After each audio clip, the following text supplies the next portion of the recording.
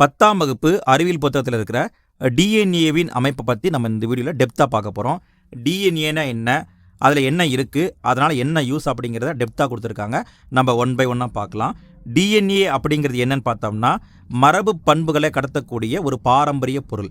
அதாவது ஒரு ஜென்ரேஷன்லேருந்து அடுத்த ஜென்ரேஷனுக்கு தகவலை கடத்தக்கூடிய ஒரு பாரம்பரிய பொருள் தான் டிஎன்ஏ. இந்த டிஎன்ஏ எங்கே இருக்குன்னு பார்த்தா ஒவ்வொரு உயிரினத்துக்குள்ளேயும் செல் இருக்கும். அந்த செல்லுக்குள்ளே குரோமோசோம் அப்படின்னு ஒன்று இருக்கும். அந்த குரோமோசோமுக்குள்ளே ஜீன் அப்படின்னு ஒன்று இருக்கும். அந்த ஜீனுக்குள்ளே தான் இந்த டிஎன்ஏ அப்படிங்கிறது அமைஞ்சிருக்கும். நம்ம ஆல்ரெடி குரோமோசோமை பற்றி வீடியோ போட்டிருக்கோம். பார்க்காதவங்க போய் பார்த்துருங்க. குரோமோசோமும் முக்கியம். அடுத்தது டிஎன்ஏவை பார்த்துட்டோம். இந்த டிஎன்ஏ எப்படி இருக்கும் அப்படின்னா இந்த டிஎன்ஏ இப்படி தாங்க இருக்கும். அதாவது இரட்டை இலை இந்த சுருள் வடிவத்தில் இருக்கும்.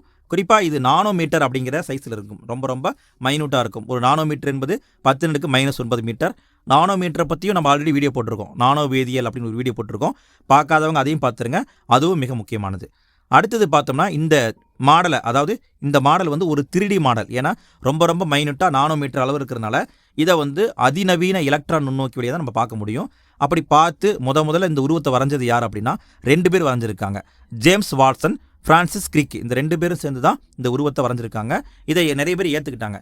இவங்க யாரை பார்த்து வரைஞ்சாங்க அப்படின்னா இவங்களுக்கு முன்னாடி 2 பேர் ட்ரை பண்ணிட்டு இருந்தாங்க.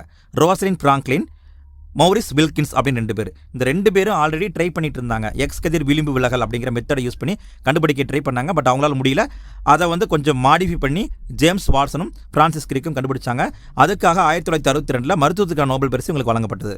அடுத்தது டிஎன்ஏ மூலக்கூடிய வேதியியப்பை பார்க்க போகிறோம். வேதியியப்புனா கெமிக்கலாக வந்து என்ன இருக்குது உள்ள அப்படிங்கிறத நம்ம பார்க்க போகிறோம். ஒரு டிஎன்ஏவை எடுத்து பார்த்தோம்னா அந்த டிஎன்ஏவில் மில்லியன் கணக்கான நியூக்ளியோடைடு அப்படிங்கிறது இருக்குது. நல்லா ஞாபகம் வச்சுக்கோங்க. மில்லியன் கணக்கான நியூக்ளியோடைடு உள்ளே இருக்குது. அதனால் இதை வந்து பாலி நியூக்ளியோடைடுன்னு சொல்லுவாங்க. ஒரு நியூக்ளியோடைடை எடுத்து உடச்சி பார்த்தா அதுக்குள்ளே என்ன இருக்குன்னா 3 முக்கிய கூறுகள் இருக்கும். அதாவது நல்லா கவனிங்க, ஒரு டிஎன்ஏவுக்குள்ளே மில்லியன் கணக்கான நியூக்ளியோடைடு இருக்குது. அதில் ஒரு நியூக்ளியோடைடை எடுத்து உடச்சி பார்த்தா அதில் 3 கூறுகள் இருக்கும். ஒரு சர்க்கரை மூலக்கூறு, ஒரு நைட்ரஜன் காரம், ஒரு பாஸ்பேட் தொகுதி. இந்த 3மே அதுக்குள்ளே அடங்கியிருக்கும். ஒரு சர்க்கரை மூலக்கூறுனா என்னென்னா டிஆக்சிரைபோஸ் சர்க்கரை அப்படிங்கிறது உள்ளே இருக்கும். நைட்ரஜன் காரம் அப்படின்னா நைட்ரஜன் காரம் 2 வகைப்படும். ஒன்று பியூரின்கள், இன்னொன்று பிரிமிடின்கள். பியூரின்களில் வந்து 2 கேட்டகரி இருக்குது. அடினைன், குவானைன் அப்படின்னு இருக்குது. பிரிமிடின்களில் சைட்டோசின், தயமின் அப்படின்னு 2 இருக்குது. அடுத்து ஒரு பாஸ்பேட் தொகுதி. இந்த 3மே இருக்குது. குறிப்பாக பார்த்தா இந்த சர்க்கரை மூலக்கூறும் நைட்ரஜன் காரமும் இந்த 2 மட்டும் ஜாயிண்ட் ஆயிருந்தால் அதுக்கு என்ன பேருனா நியூக்ளியோசைடு அப்படின்னு பேர். அதாவது சர்க்கரை மூலக்கூறும் நைட்ரஜன் காரம் சேர்ந்தால் அதுக்கு நியூக்ளியோசைடு அப்படின்னு பேர். இந்த 3மே மிக்ஸ் ஆகியிருந்தால் அதுக்கு பேர் நியூக்ளியோடைடு அப்படின்னு பேர்.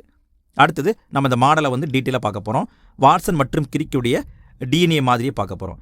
இந்த மாதிரியை பொறுத்த வரைக்கும் 2 பாலி நியூக்ளியோடைடு இலைகளால் ஆயிருக்கு. ஒவ்வொரு டிஎன்ஏ அணுவிலையும் 2 பாலி நியூக்ளியோடைடு அப்படிங்கிற இலைகள் வந்து இருக்குது. இந்த 2 இலைகள் பார்த்தீங்களா, இது ஒரு இலை, இது ஒரு இலை. இந்த 2 இலைகளும் எதிர் திசையில் பார்த்தோம்னா இணையாக போகும், பட் முருகலாக வந்து போகும். குறிப்பாக இந்த 2 இலைக்கும் வந்து முதுகெலும்பாக இருக்கிறது என்ன அப்படின்னு பார்த்தோம்னா இந்த நைட்ரஜன் காரங்கள், சர்க்கரை பாஸ்பேட் தொகுதிகள். அதாவது மேலே பார்த்தோம் இல்லைங்களா, சர்க்கரை மூலக்கூறு, நைட்ரஜன் காரம், பாஸ்பேட் பார்த்தோம்ல, இந்த 3ம் தான் இதுக்கு முதுகெலும்பாக இருக்குது. இது இல்லைன்னா இந்த டிஎன்ஏ வந்து நிலைப்புத்தன்மையாக இருக்காது. ஏன்னா இதுதான் முதுகெலும்பாக உள்ளே இருக்குது. அடுத்தது பார்த்தோம்னா இந்த நைட்ரஜன் காரங்கள், இந்த நைட்ரஜன் காரம் பார்த்தோம்ல, அதாவது பியூரின்கள், பிரிமிடன்கள் 2 டைப் பார்த்தோம்ல. இந்த நைட்ரஜன் காரங்களை பொறுத்த வரைக்கும் அது வந்து ஒரு குறிப்பிட்ட ரேசியோவில் தான் ஜாயிண்ட் ஆகிருக்கும். குறிப்பாக அடினைன் தைமினோட ஜாயிண்ட் ஆகிருக்கும், குவானைன் சைட்டோசினோட ஜாயிண்ட் ஆகிருக்கும்.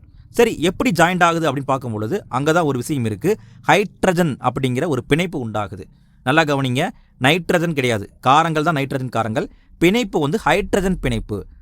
குறிப்பாக அடினைன் வந்து தைமினோட 2 ஹைட்ரஜனால் பிணைக்கப்பட்டிருக்கும். அதுவே சைட்டோசின் வந்து குவானைனோட 3 ஹைட்ரஜன் பிணைப்பால் இணைக்கப்பட்டிருக்கும். இதனால் வந்து இதை வந்து நிரப்புக்கார இணை உறுதல் அப்படின்னு சொல்லுவாங்க.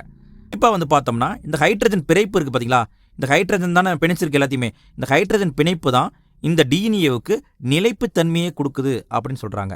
இந்த இரட்டை சுருளை பொறுத்த வரைக்கும் இதோட சைஸ் எவ்வளோ இருக்கும் அப்படின்னு பார்த்தா 34 ஆம்ஸ்ட்ராங் அந்த அளவுக்கு இருக்கும், அல்லது 3.4 நானோமீட்டர் அப்படிங்கிற அளவில் இருக்கும். குறிப்பாக ஒரு முழு சுற்றில், அதாவது பார்த்தீங்கன்னா இதுதான் இங்கே ஸ்டார்ட் பண்ணி இங்கே வரைக்கும் இருக்கிறது ஒரு முழு சுற்று.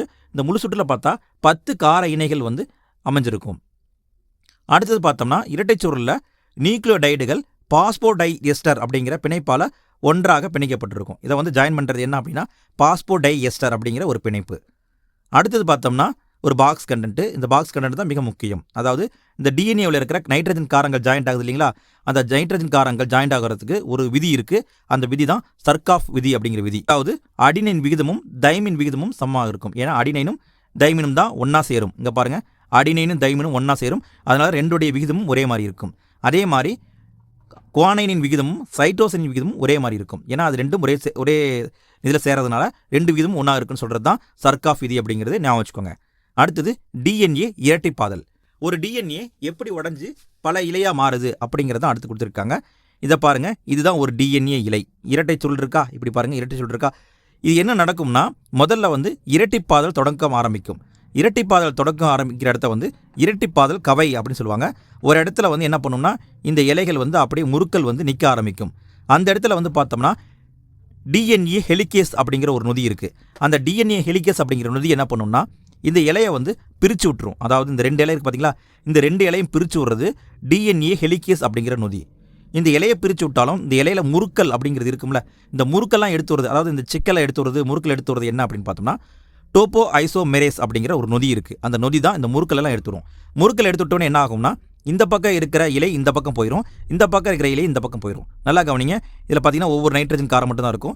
இங்கே பார்த்தீங்கன்னா ஒவ்வொரு நைட்ரஜன் காரம் மட்டும் தான் இருக்கும். அடுத்து என்ன நடக்கும்னு பார்த்தோம்னா, அடுத்தது பாருங்கள், ஆர்என்ஏ பிரைமர். ஆர்என்ஏ பிரைமர் என்ன பண்ணும்னா, ஒவ்வொரு நைட்ரஜன் காரத்தையும் உருவாக்கும். இந்த நைட்ரஜன் காரங்கள் என்ன பண்ணும்னா, சின்ன சின்ன குட்டி குட்டியாக இந்த ஒரு ஜாயிண்டாக வரும். இங்கே பாருங்கள், இதுலேருந்து இது வரைக்கும் இருக்கிறது ஒரு சின்ன 4 சேர்ந்தது ஒரு ஜாயிண்ட்டு. இந்த ஜாயிண்ட்டுக்கு பேர் ஒகசாகி துண்டு அப்படின்னு பேர். இந்த ஜாயிண்ட்லாம் எப்படி சேரும்னா, டிஎன்ஏ லிகேஸ் அப்படிங்கிற நொதி. டிஎன்ஏ லிகேஸ் அப்படிங்கிற நொதியால் இந்த சின்ன சின்ன ஜாயிண்டாக மாறும். பிறகு இந்த சின்ன சின்ன ஜாயிண்ட் ஆகும்போது டிஎன்ஏ பாலிமேரேஸ் அப்படிங்கிற நொதியால் பெருசாக ஜாயிண்ட் அடிக்கப்பட்டு அது ஒரு டிஎன்ஏ மூலக்கூறாக மாறும். குறிப்பாக பார்த்தா இந்த ரெண்டு இலையில் ஒரு இலை முன்னாடி போகும், இன்னொரு இலை பின்னாடி போகும்.